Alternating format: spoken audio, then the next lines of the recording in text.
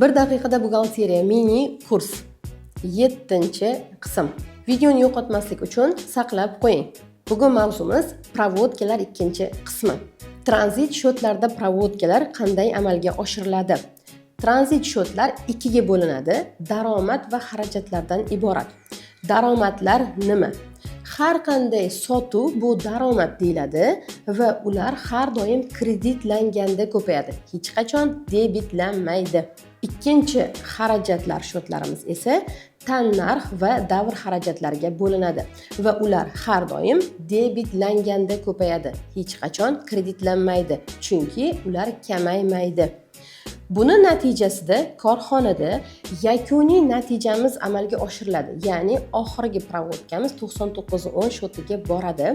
Buni biz forma 2 moliyaviy natijalar to'g'risidagi hisobot deb yuritamiz. Buxgalteriyadagi eng asosiy hisobot shakllaridan biri hisoblanadi. Videoni yo'qotmaslik uchun bizga obuna bo'ling va buxgalteriyaga qiziqadigan tanishlaringizga jo'natib qo'ying.